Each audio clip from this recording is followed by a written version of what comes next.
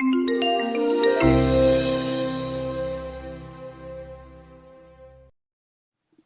was 1995 when the call came from the genetic counselor telling me that our daughter Mallory had cystic fibrosis. It would take a few minutes before I came to understand that the wailing noises that I was hearing were coming from me. At the time, Mallory was 3. Soon after, we sat with the CF specialist who described what life would be like for Mallory moving forward, the machine she would need, the medicines she would take, the limitations she would face. He calmly told us that the lifespan for kids with CF had changed from 5 to 25, and he expected that trajectory to get even longer. With that one sentence, he introduced our new normal, a childhood with an expiration date. As I sat there bawling my eyes out, I turned to him and asked, how do you deal with hysterical parents and very, very sick children? His answer provided a lot of perspective for me. He said that during his career, he often treated kids who had been beaten, burned, or abandoned, and that he looked around the room and saw Mallory filled with love and happiness, surrounded by her parents and her grandparents, and he reassured me that she would live a happy life. Before Mallory's diagnosis, she had a lot of symptoms: a persistent cough, a chronic runny nose, and massive bowel movements, the first indication that gastrointestinal problems would plague her for the rest of her life. Once Mallory started the CF protocol, it was hard to get her to do treatments. But the treatments actually helped, and the symptoms were abated. Specifically, what she had to do was inhale a bronchodilator, use mucus thinners, and have chest percussion therapy like this to dislodge the mucus from her chest wall. Every night when it was time for treatment, Mallory would hide. She hated it. In the closet, under the bed, anywhere she thought we wouldn't find her. So Mark made up a game called Astronaut and Pat Pat. Astronaut for the machine and the swirling medicines, and Pat Pat for the chest percussion therapy. At the time, I was desperate for a way to explain the disease to Mallory, to her brother Micah, and to all of our community. There was no book for kids with CF back then, and I wanted everyone to understand why she had to do treatment, why she had to take pills, and why she was often absent from school. It was terrifying to me, so I assumed it would be terrifying to her. What I did was write a children's book called Mallory's 65 Roses. 65 Roses is what kids hear when adults say cystic fibrosis. We read it to her class every September. I gave it out to all her friends, and I sent it with her when she went to camp. And it worked. Mallory led a pretty normal childhood. Through the years, I would give it to the boys she would date because it was a really simple explanation for what it was that Mallory had to deal with. Mallory's classmates and her friends read the book and treated her throughout her childhood as if she were a regular kid, and she got to play sports, go to school, and have a very happy childhood. During the years, Mallory's medical teams became a huge part of our lives. We were lucky to have the best of the best at Cedars, UCLA, Stanford, and UPMC. The most perceptive doctors recognized Mallory's uncanny ability to understand and articulate what she was dealing with and what she had to do. And then what they did was they used her insights to provide her with better care. Because she was so compliant, so sweet, and so thoroughly understanding, the doctors often asked if medical students and residents could come to her room for bedside training. Mallory always said yes. She was always engaged. They called her the poster child for compliance, and they always loved her. They did not always love me. I was the bad cop to Mallory's good cop. My job was to protect her, even when it made me unpopular. I was known to do a number of different things. One of them, block the door to any person trying to enter before 6 a.m. that wasn't an urgent matter. For example, somebody coming to take out the trash, or a nursing assistant wanting to write daily goals on the whiteboard, Or sometimes a phlebotomist wanted to come draw routine labs that had already been drawn the night before at 5 a.m. Sometimes it was a medical student, very eager to please the attending and really just wanted to interview Mallory, which we always said yes to after 10 a.m., but I said no to at 5 a.m. It's different when someone comes into the hospital for a one-off procedure or they're sick with something that's just a happenstance. But when you have a chronic illness and you have repeated hospitalizations, sleep is a very critical form of medicine. And sometimes people seem to forget. I also would sneak Mallory out of the hospital for long walks, and one time arranged for somebody to pick her up and take her to a football game for 3 hours between her treatments. And then I sat by the door and pretended that she was taking a nap and blocking it. You can imagine how they felt about me when they found out. I also insisted that Mallory keep enzymes by the bedside, which the pharmacy wanted to control, because it's a medicine she takes every single day at home on her own. And if you don't have your enzymes, you can't eat. Friends would drop by with ice cream that would melt. A nurse might be in the next room with a coding patient, and it would not be appropriate for me to be demanding that she get her pills. And yet I wanted to make sure that she was able to live a normal life and be with her friends. I pushed for faster response times when delays put me at risk. Now, through all this, I was supported by my husband, Mark, who was normally a very kind and patient man. His job was to fight the insurance companies to get approvals, to research better treatment options, and to sleep bedside in a blow-up bed to make sure Mallory was never alone at night. Usually kind and patient, as I mentioned, Mark refused to tolerate errors or mistakes, which sometimes made him unpopular too. Now, all of this leads to the first of Mallory's insights I'm going to share today, and there will be 6 in total. Parents play an important role in treating a child with chronic illness. Now, that seems like an obvious, right? Duh. But what you'll find out, if you haven't already experienced it, is that sometimes when parents advocate on behalf of their child, it puts them at odds with both the system or with the doctors, and it leads to conflict. Anybody who lives in this world will tell you that the best collaborations come when doctors, parents, and patients collaborate together. When Mallory was 12, life changed again. We got the call saying that her lungs had been colonized by the normally harmless bacteria called B. cepacia. When patients with CF get cepacia, one of 3 things happens. The first is it turns into a very serious illness and the patient dies right away. The second, there's a peaceful coexistence and somehow it doesn't seem to bother the patient with CF. In the third case, it can be a long, slow progression of disease that results in death about 10 years after the initial colonization. We tried to explain to Mallory and to Micah that things would become a lot more difficult. This is Mallory's brother, Micah, who always was there for her, gave her a big hug, and said not to worry, that he would always have her back. Mallory, on the other hand, understood the severity and turned to Mark and said, "Am I going to die?" Mark and I chose to be honest, but optimistic, pragmatic, but hopeful. I adopted a mantra, no pity party. The goal was to find the joy in every day. Mallory adopted her own mantra, which was live happy. Now, I want to tell you a little bit about Mallory. She was always loving, determined, and focused. She was tall, beautiful, and had the longest, most perfect legs you could ever imagine. After she turned 13, there was really never a time that some boy was not after her. She was valedictorian of her high school, a 3-sport varsity athlete, and prom queen. She went on to Stanford and graduated Phi Beta Kappa while playing club volleyball and participating in a lot of other extracurricular activities. She always had friends because she was fun-loving, compassionate, and kind. After college, Mallory returned to Los Angeles and moved to Manhattan Beach with friends, where she was surfing, socializing, and working as a writer. She threw herself into research and wrote The Gottlieb Native Garden, A California Love Story. The book was covered by AP and got tremendous press coverage.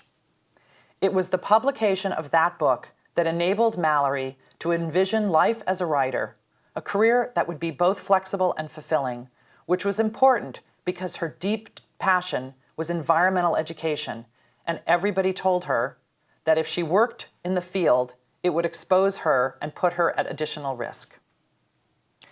But sadly, a few months after living there, Sapesha reared its ugly head again, and Mallory took a turn for the worse, ending up in the hospital for long stretches of time. While Mallory's friends were grappling with normal post-college questions, Mallory had to deal with things like IVs and indignities. 2 examples: having to use a bedside commode to go to the bathroom in a glass-walled ICU room when nurses were sometimes too busy to draw the curtain.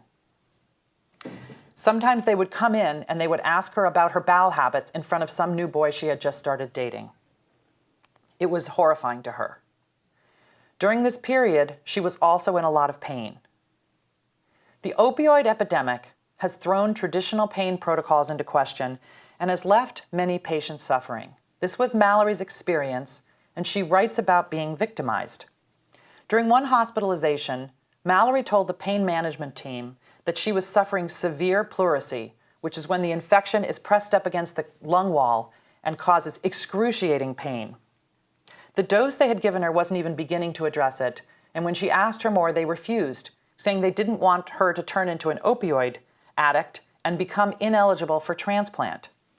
At the time, Mallory wasn't even listed for transplant, and because of the Sapesha, which is considered a superbug, we weren't sure she would ever be listed. Mallory felt their unresponsiveness to her pain was equivalent to torture. They also cited the fact that another CF patient down the hall had become addicted and was now not able to get a transplant. Mallory asked her CF team to intervene. She explained that she did not have an addiction issue and she really just needed better pain management. They intervened and she was finally able to get some relief. The same scenario played out again after transplant when they had cut her chest open, taken out her old lungs, sewed in new lungs, and expected her to survive on a minimal pain dose. It would take days and days of horrible pain and suffering and screaming before they came to understand that they had woefully undertreated her pain. Now, the interesting thing is that at a different point in her journal, Mallory writes about her own fears of getting addicted. This is a quote: "I never thought I would say this, but I have come to love the feeling of being on opioids. It was never part of my treatment, but as my chest pain became unbearable, I needed it to breathe. It also helped with my mood. With morphine and with oxy, there is no pain and there is no sadness." These anecdotes lead to insight number 2. Fear of addiction must be better balanced with need when it comes to pain management. Mallory wanted to be part of an industry-wide conversation that would address both the opioid epidemic and the very well-documented overreaction of well-meaning doctors and nurses who, in their attempt to save patients from becoming addicts, undertreat pain. In this era of personalized medicine, there is no room for one-size-fits-all solutions. Advocating for better pain management is part of Mallory's unfinished work and part of her unfinished life. As Mallory's health continued to decline, her Stanford doctors asked her to move back up north so they could get a better handle on her care. They felt that the team at UCLA, while stellar transplant doctors and having a great CF clinic, didn't really understand Sapesha. For a few magical months, Mallory stayed out of the hospital. She went to yoga, hung out with friends, and took long walks. It was this amazing phenomenon, and it seemed as though there had been a dramatic, quick flip of the switch. Now, during this time, Mallory looked so healthy that people didn't realize what it was she was dealing with. 67 hospitalizations up to that point that had ranged from weeks to months. Losing friends with CF. Her struggle to prioritize her health while still trying to keep up with her friends. The many hours every day that she had to do treatment. The anxiety of burdening the people that she loved the most, and her forced contemplation of death. It wasn't until Mallory left for college that she actually ever had to think about how to tell people about her invisible illness. But dorm living has a way of establishing immediate intimacy, and word spread quickly, which relieved her of the burden of having to disclose.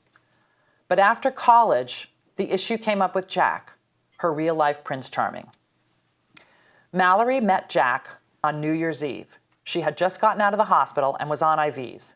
She thought Jack was super cute and very nice, but he lived in Palo Alto and she lived in LA, and she knew that with her health condition, she could not manage a long-distance relationship. So she never really gave him a second thought. But months later, when Mallory did move back up north, they re-met at a party. They were playing a game together when she felt a bout of hemoptysis coming on. Hemoptysis is when you cough up blood, and it can be a 911 deadly emergency. When she came out of the bathroom, Jack expressed concern, which leads to insight number 3. It's sometimes difficult to know when to disclose an invisible illness. Mallory often said that the issue of disclosure was one of the hardest things about having an invisible illness. She worried about burdening new friends and worried about scaring off potential employers.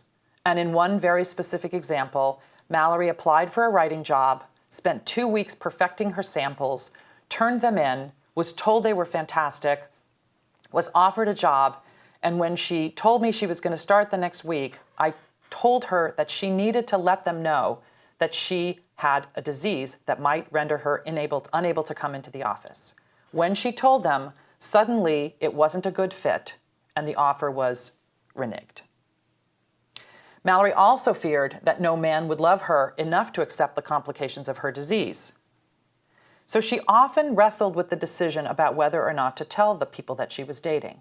But with Jack, she felt that there was something special, and she wanted him to know right away. She did come to the conclusion that in terms of right and wrong, there isn't really a correct answer.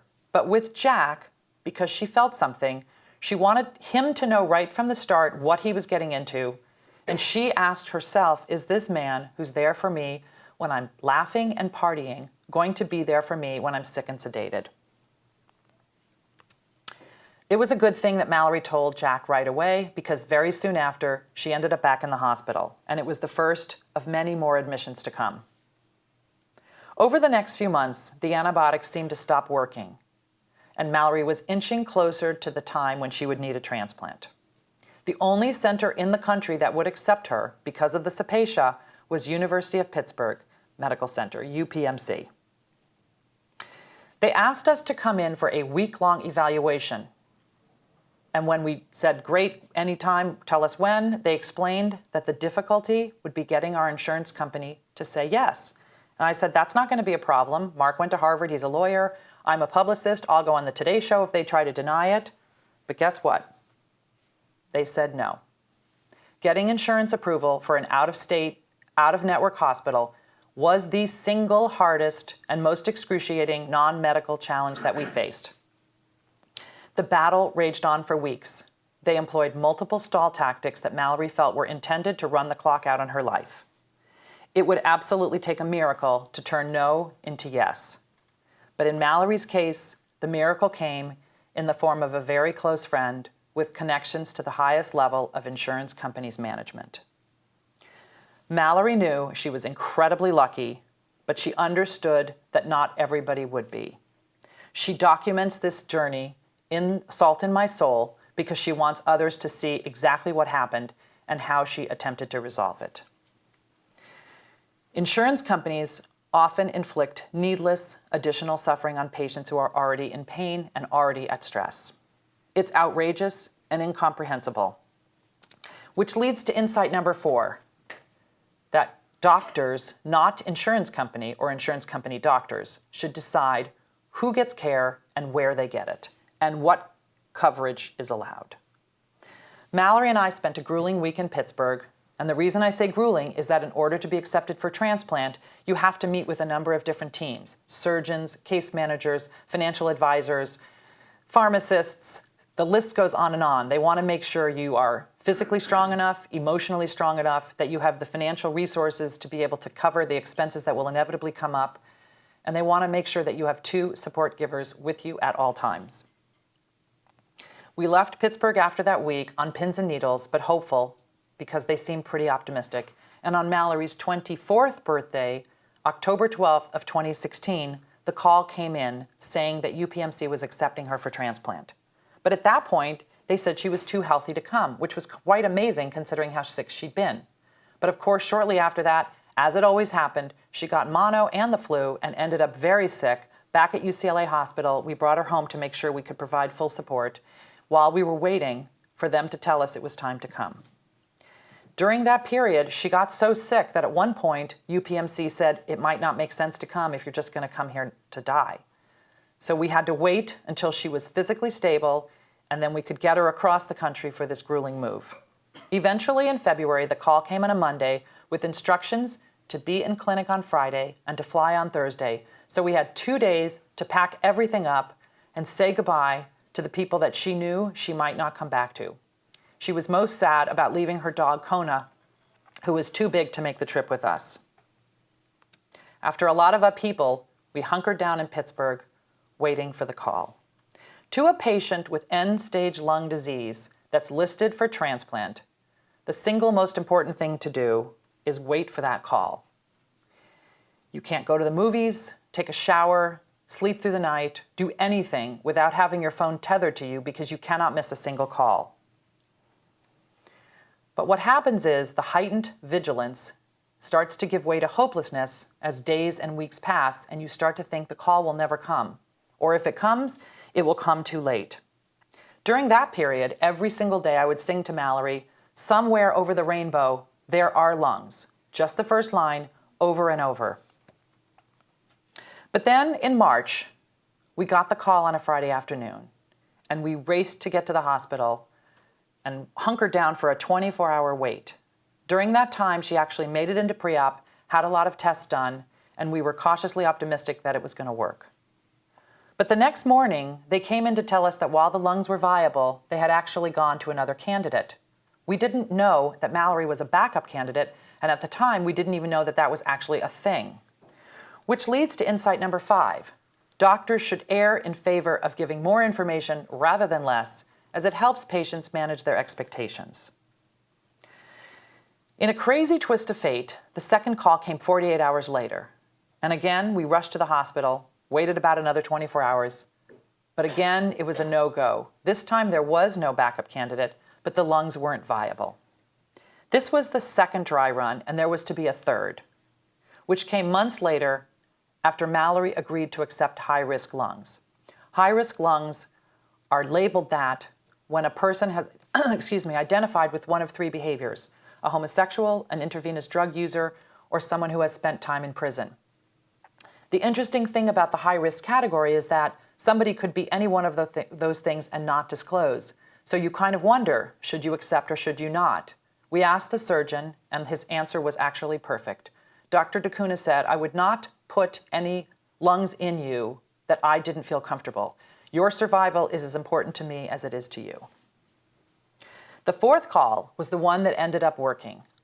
On September 11th of 2017, sort of an inauspicious date for transplant, Mallory finally made it into the OR, and after 9 hours, Dr. DeCuna came out and told us he was thrilled with the outcome. She had done quite well.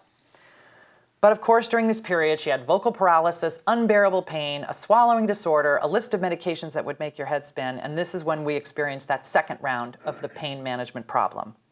But yet, despite all of that, to see your daughter take her first breath with new lungs and no supplemental oxygen is a sight that's indescribable. The rehab for her was grueling, but a month later, on October 12th of 2017, Mallory was home celebrating her birthday. Well, actually her home in Pittsburgh, because we were still there. During those days, I would sing to her, "Somewhere over the rainbow, there were lungs," and you'll note the rainbow on her cake. It was the very happiest time as we dared to dream about a new life, one that Mallory would spend back in California, living with Jack, surfing, and doing additional writing. But a very short few weeks later, Mallory was readmitted with pneumonia, and almost immediately, the doctor started preparing me for the worst. Now I'm going to switch and tell you a little bit about Mallory's journals, which end up in Salt in My Soul and Unfinished Life. Mallory started writing when she was 15. She wrote anywhere she was. She wrote at tournaments, sports tournaments. She wrote in the middle of the night when she had insomnia, on trips, at friends' houses, when she was doing treatment in Hawaii. Writing for her was extremely cathartic. Now, during these years, Mallory and I were joined at the hip. She confided in me about everything, and I felt lucky to have those years with her. What I did to help her also helped me. I cooked for her, cleaned her nabs, picked up her meds, anything that would give her more time with her friends. But in the process, it gave me a window into what her life was like, something most parents of teenagers don't get. Her friends were so used to me being in the background that they treated me like I was furniture, and I really learned a lot about my daughter. I wouldn't trade that for anything. But one day, after a very typical mother-daughter fight, Mallory stormed off into her room, slammed the door, and started pounding on her laptop. From then on, I assumed her journal was a repository for all of her anger at me. I imagined her detailing every single thing I had ever done wrong as a mother, and it was a terrifying thought.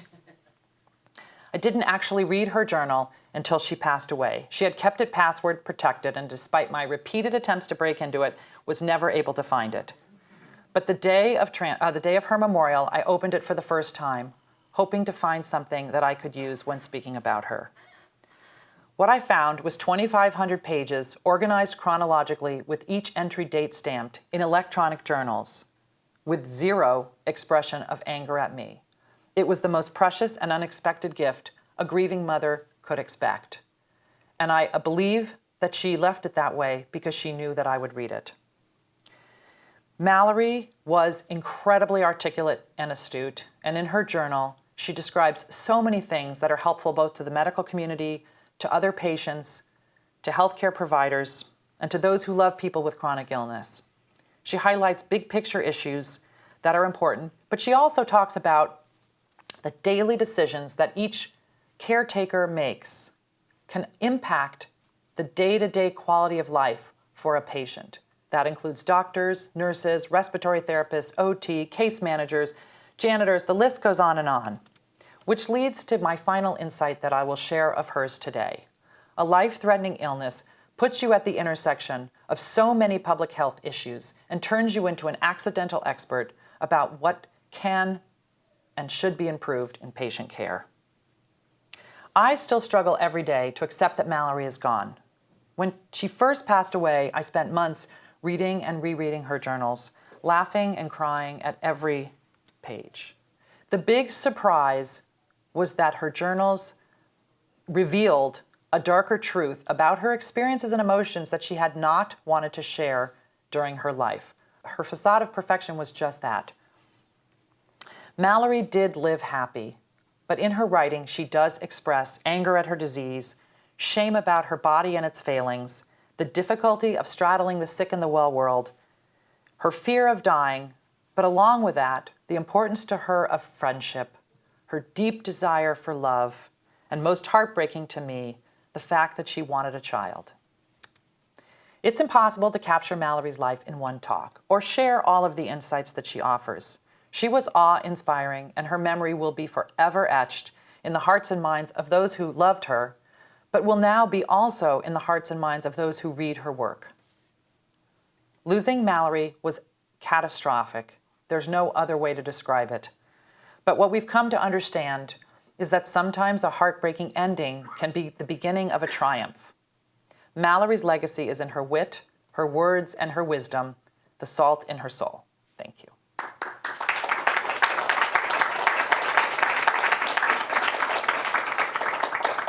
So I think now we're going to invite Jack, the boyfriend, who actually writes in the book, and Mark, the dad and husband, who also contributes to the book, to come up. And if anybody has any questions, we'd be happy to answer them. Mallory comes from a family with a lot of resources and the ability to do some pretty incredible things, move around the country, all the time you were able to dedicate, et cetera. How applicable is this experience to other kinds of families who don't have those kinds of resources? Well, it's interesting. One of the palliative care social workers at Children's Hospital, whose name is Danielle Jonas, told me very early on, she had come to the hospital and spent time with Mallory, and she knew about the writing, and she said to me, you absolutely must make the story public, because I work with underserved families at Children's Hospital in LA, and when their child dies, they actually think that their child died because they couldn't provide better care or better resources. And the message here is that you can have money, you can have access, you can have privilege, you can still suffer, and your child can still die. Mallory suffered. Having access to health care and the transplant, of course, extended her life a little bit, but at the end of the day, it didn't change the outcome. And so hopefully people will learn from the message, don't feel guilty, don't feel bad, do what you can, but disease runs its own course sometimes and there's nothing you can do. Thank you so much for your courage to share this story, and I'm just amazed how you, as a mother, held it all together in sharing this. I have to fight crying each time. Oh my gosh, you're amazingly articulate, and your words were beautiful. I wanted to find out how you've been able to translate all of this incredible knowledge and perspective to the medical community. And I can imagine you feel it's your life's desire to see change in the system to better help people of the future who will have to be under these horrible circumstances. What's happening in that path for you, and have you found any headway or response to this amazing work and the work that you're doing? So it hasn't even been 3 weeks, I think, that the book came out on March 12th. So I'm sort of at the beginning of the journey. I am doing 70 talks and more offers are coming in. And so far, I've spoken to one medical school and a group of residents, a residents council in the medical school at University of Pennsylvania. And what I'm hearing is that the message is very important for them because they will learn from an actual case study in addition to what they're studying in the textbook. But I've had offers from some other of the medical professionals that I'm speaking at their institutions to do some more extensive work, and it was suggested, for example, that I work on curriculum, and I will do that because now that Mallory is not here, all of the energy and passion and commitment that I had to taking care of her, I want to translate that into taking her messages on. People who've read the book write to me every day. It's unbelievable that it's helping empower them, it's helping them understand, and fortunately, the press has been amazing, so I don't have to be as braggy as I might have to be otherwise, but it is important first to get the word out there and then to take it to the next level to try to figure out which particular area I think I'll spend most time on. I know for me, I think that the surprising thing is that when I first worked on the journal and thought I was going to bring it to publication, that it was going to be most relevant and important for the CF community and the transplant community. But what I've sort of come to understand is people like it in that community because it sort of gives them that feeling of familiarity and shared experience. But there are a lot of other communities that I hadn't thought would be benefited by. For example, the mental illness community. I've done a talk for the National Alliance of Mental Illness in Los Angeles, and they explained that all of the issues about fear, depression, and anxiety that Mallory writes about, and the issue of disclosure and invisible illness are so important. And so I recognize that I'm at the sort of the beginning of this journey, and I would love you to ask me the question in the year when I finish most of the talks, and then I will be sure to report back. But I will definitely do something. I can't imagine anything more important. What are some of the things that are happening today to help with this type of outcome? What are some of the things that you're looking at research-wise to help patients such as this? Well, Mallory, some friends of Mallory collaborated with her to organize a charity called Lungers with Lungs, and there's a link to that on the website. It raises money for rejection research, which is a big problem, obviously, in transplant cases, not just lung transplant, but across the board. And then we're also working to promote an experimental treatment that Mallory got. This story is in the book and in the postscript especially. It's called Phage therapy, and it was kind of a Hail Mary pass that we made at the end of Mallory's life to see if we could eradicate the B. cepacia infection and save her life. We did end up getting phage therapy for Mallory, but it was about a week too late, and she had a few doses. The autopsy indicated that the medicine was working, but it was too late to save her life. Since she died, interest in phage therapy has been reignited. And a cystic fibrosis patient in San Diego with a nasty pulmonary infection was rejected for transplant and then treated with phage therapy and then put back on the transplant list. So there's other cases at Yale and in the UK and one more in Pittsburgh where they have successfully used the therapy that we tried to get for Mallory and cleared an infection in a cystic fibrosis patient. And we're hopeful that that will become a standard part of the treatment. So. And we should mention that we're donating all profits from the book. We don't want to make any money from the book. Both Mark and I are full-time working professionals, and we don't need the money. And so we're using this tour to raise money and awareness for phage therapy, because by the year 2050, 10 million people per year will die from superbugs, and phage therapy will be relevant and applicable not just for patients with CF or those immune compromised, but everybody who gets a superbug infection. And if you don't know about phage therapy, you can read about the journey that we had with it in the book. You can also Google it online. It's like the use of Google. You can Google it, and you'll find a lot of information about it. It's very important. That was not an intended plug, by the way. There's also a link on the webpage, which is saltinmysoulbook.com, a link to donate to phage therapy or to the rejection research. She has a question. Yes, me. Yes, with the microphone. So this question is a life question. We each know that we don't know tomorrow is guaranteed for any one of us or anyone in our family, but it seems like there's always that special gift of knowing that you have only a certain amount of time with someone, and I would like to know for each of you how you dealt with today, knowing that tomorrow was going to come. Who wants to start? Jack. Right. So Mallory, because of her illness, her sense of mortality was at the forefront of her decisions from a young age, and it affected a lot of things that, a lot of her decisions she made. Talk slower and louder. Sure. Sorry. So she loved her friends. She loved the environment. She loved the ocean, which had a lot of salt that helped her breathe more. She knew that she would plant seeds that would grow into trees that would create shade that she would never be able to sit in. So that was very clear for her. Your question is how did it affect us? I thought that some of the more challenging moments, seeing her through transplant, seeing her go to the brink of death and come back, holding her in our hands as she passed away together, I thought those would be the harder moments. But the harder moments have actually been now. How do you honor a legacy that is so extraordinary? That's the question I ask myself routinely, and it's one that we all have different answers to, but it's one we're still figuring out. She wanted a future that her desired child, the kid she hoped for, would be able to be happy in. So she was very cognizant of the world that she left behind. I would answer that I would say very simply, Mallory chose to live happy, and Mark and I, from the time she was very young, made the decision that we were not going to live a pity party, and that however short her time was, it would be a lot of fun. And we had a magnificent and amazing 25 years with her. I would not trade it for anything. And I do believe that Mallory accomplished and did as much in 25 years as many people do in a lifetime.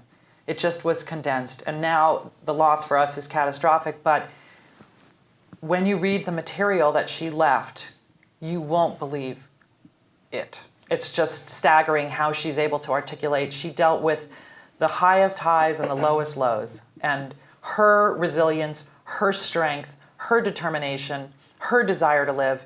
She left instructions before transplant. She wanted ECMO, she wanted ventilator, she wanted any heroics necessary to stay alive. She wanted to live, and it's hard not to be happy when you're with somebody who, despite the worst and most overwhelming obstacles, gets up every day with a smile on her face and pushes forward. That sets the tone. I have a Mark? phrase that encapsulates that. Mallory had a knack that she was very good at of turning some of her darkest moments into some of her finest hours. She was a champion all the time and had so much resolve that I'm still inspired by. Yeah, Mallory lived happy, but Diane and I also strove to be happy. My feeling was if we allowed ourselves to become despondent because of her illness, then the message she would get is she had ruined our lives. And the truth is, she did not ruin our lives. She enriched them greatly. And we always tried to find the joy in every day and to squeeze every last drop of life out. And I'm confident that we did. I would not say that Mallory had an unhappy life. I think that overall she had a blessed and happy life. So. Thank you guys all for coming so much. Really appreciate it. Diane, I just wanted to, kind of compliment you and comment on your vigorous attitude with this whole entire process. We know it's not an easy thing to go through. I was raised by a single mother myself, and she was definitely mama bear my whole life. Still is, in fact. So to you two, I wanted to know, how can we as men and boyfriends support throughout this journey? How can we offer our support? Make your joke. Tell your joke. What's my joke? Oh, yeah. When Diane set up started setting up all the talks on on her book tour, and she started working on her speech, and I helped her with the speech, and it went through multiple drafts, and she asked if I wanted to speak too, and at a couple of events I've spoken about phage therapy, but it's the audience that she has for the book talks isn't really the right audience for the phage therapy talk. But Diane did say that she wanted me to come and travel with her, and attend as many of the speeches as I could. And so I told her that I was going to get myself a little one of those little red vests that says "emotional support animal." I keep waiting for him to show up in it one day. Yeah, I haven't figured out how to do it yet. The dog kind don't really fit a human body, so I may have to commission it to be made. So. Thank you guys. Well, but in response to your question, how can you help? One of the things that is really poignant when you read Mallory's book, especially if you knew her, and then you read the book, is how much suffering she went through. And she chose not to share a lot of it with me. I think she shared more with her mother. Some of her friends say they actually felt guilty when they read the book for not knowing how much suffering she went through. But she concealed that from us because she loved us. And I think it's important for everybody, men and women, to understand that you see only a very tiny little bit of what's going on in another person's life. And there's often a whole iceberg there below the surface. So I keep that in mind. I think when you deal with people, whether they're sick or not, sometimes you don't know that they're sick. So I want to answer that question too. So I would say 2 words: show up. And I can give an example and an anecdote with Jack. So there was really catastrophic news in the summer of August, I think it was August of 2016, when Stanford came in and said, the antibiotics aren't working anymore and we're out of options and I don't know that any center is going to accept you. And so I said, no pity party, no negativity, nothing in the room that's bad. And Jack, who had been ever present, always there, day in and day out, just disappeared for 3 days. And Mallory was devastated. And then he finally came and explained, and you can ask him if you want what happened, but what he explained to me was, or he explained to Mallory, I think Mallory told me, was that he heard me with my no negativity and he was too sad and crying and couldn't be there. And Mallory said very clearly, I don't care if you cry, I don't care if you're sad, but I want you in the room with me. And I think that the most important thing, it's sort of like with Mark, if he doesn't speak, if he doesn't do anything more than just show up, it's an amazing support to know that somebody is there to have a rock when you're alone and struggling with whatever it is. I don't just show up, I also lead the applause. So Jack, I'll shift it over to you. Sure. Yeah, Remember that obviously- episode? You remember that? Of course, yeah. No, there's this perception now that I'd always been, a good partner, a good boyfriend. But obviously it wasn't always the case. Mallory was a great teacher as well as partner. So I learned a lot from dating her that I hope to share now. One of the struggles that I face now is there is no word for what position I hold now. I'm not a widow. Mallory and I talked about marriage and children. But decided to put off engagement and things like that so that she could fight for her life. It's a pretty important goal. But now I think of myself as a quasi-widow, the former boyfriend to this incredible woman. And so to answer your question, how do we as men, or former boyfriends in my case, honor her legacy and show that there is strength? And it's one I'm still working on. One of the most rewarding parts of this has been the inspiration people have shared with me of Mallory and I as a couple. It's not like she became sick after I started dating her. I knew all of that up front going into it. But she was such an extraordinary woman that it was so clear to stay with her for me. And yeah, I have no regrets of dating her. She was incredible. Thank you, guys. Thank you. So Tim and I have a 22-year-old son with CF. Oh, you And- do? Wow. Yeah. So thank you, all three of you, for sharing your experiences. And I could ask you a lot of questions, but I really wanted to focus on your two issues of disclosure, because there were two perspectives. One was, would you still advise a patient with CF or other chronic illness to disclose that to an employer? 100%. And I can explain why, or if you want to ask your second question. And the second question is the lack of disclosure on the part of the medical team, like with respect to, oh, you were the second in line for the lung transplant, things like that. Are there ways that we can help them to be more open with us? Well, okay, I'll answer the second question first. By speaking out, we're raising awareness. And I have already given 15 talks, and I've already done a lot of press interviews, and I've already heard back from a lot of people. And so it sparks conversation and it triggers conversation, which, back to your question, what I'm going to do, I'm going to poke the bear is what I'm going to do in the process. I don't know what I'm going to land on, but for right now, I'm going to raise the issue. And it's funny because a lot of the medical institutions wanted to see the talk, and I was like, not sending my talk, you don't have to take me, but I just didn't want, it took me a long time to land on what I felt was most important to share. But I think if you just express to your caretakers, your CF team, I'm not sure where you're treated, that you want full information. And part of Mallory's, and I mentioned this early in the talk, part of why she got such good care is because she was able to articulate exactly what she was feeling and thinking. She understood her symptoms, she knew what her treatments were, she understood what was happening in her body, and I think that her being so open and honest and communicative helped them be that way with her. So, but back to your question about whether disclosure is important. I overwhelmingly feel that when you tell people what is going on, 90% of the people, 99% of the people, whatever the number is, are supportive and caring and kind. If an employer withdraws an offer, it's good that your son is not starting that job, because you don't want your son to work in a place that doesn't want somebody that has a chronic illness. And I didn't want Mallory to take that job. She was really sick at the time. She had a great freelance writing career. She had plenty of opportunities. What she was longing for was that office feeling. She was so jealous of all of her friends who got to go to Uber or Lyft or Google or Facebook or Airbnb and all the places. They were all working in these cool startups and fun companies.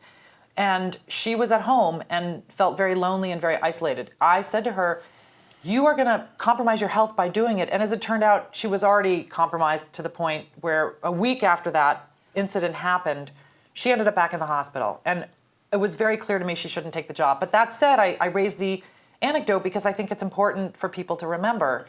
And I think that my advice to you as a mom to mom is to help your son figure out a career that he can do with his limitations that will embrace and accept him for who he is.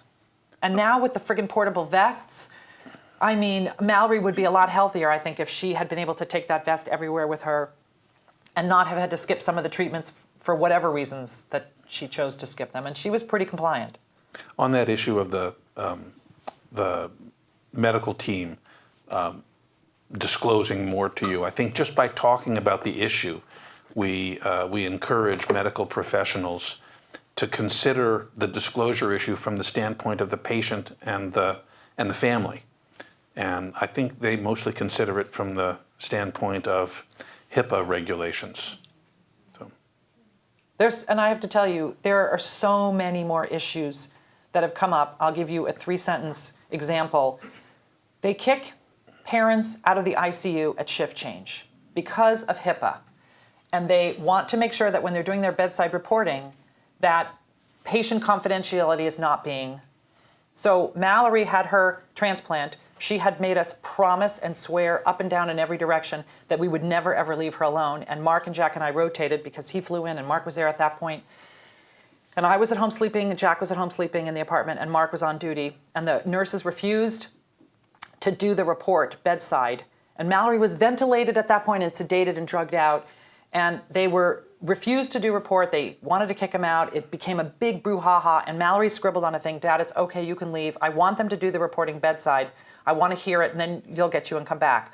I was home asleep, and about apparently 15 minutes after this incident happened, the phone rings. I will never forget this moment. And I'm in my half-exhausted sleep, and I see, oh, it's Mallory. Why is Mallory calling me? Uh-oh, what's wrong? And I answer the phone, and I hear this at the top of my lungs. And I knew instantly there was a problem, and I don't know how I knew, she was hitting the phone. It was just so obvious to me. I scream for Jack. I hand him the phone. I say, talk to her. Don't stop talking. Keep talking. Let her hear your voice. Soothe her. Comfort her. I call Mark screaming, like a crazy, raging lunatic. He goes back in, and we go racing over. And the bottom line is, this is a policy. If you Google ICU shift change, you will see it comes up in big letters that it is customary protocol to ask the families and loved ones to leave. Now, the stupidest thing of all, when is the time that the patient is paying the least attention to you? I mean, the nurse. The nurse is paying the least attention to you, supposedly when they're engaged in passing the notes from the night to the day. And so what that means is at the time they're actually talking to each other, how could they be paying attention to their patient? So this is one issue that is not in my speech, but it's something that I feel really strongly about, and it's something I want to work hard for. But if I were you and I had a kid that ever ended up in the hospital, I would make sure that you dealt with that issue right away. HIPAA waiver, obvious, duh. You've signed the HIPAA waiver. You're allowed to speak in front of your son. But we had one, Mallory had signed it, and still they kicked Mark out. Great. Thank you, Diane, Jack, and Mark. Thank you, very Kevin. nice talk, and thank you all for coming. Thanks. That's a wrap. Thank you.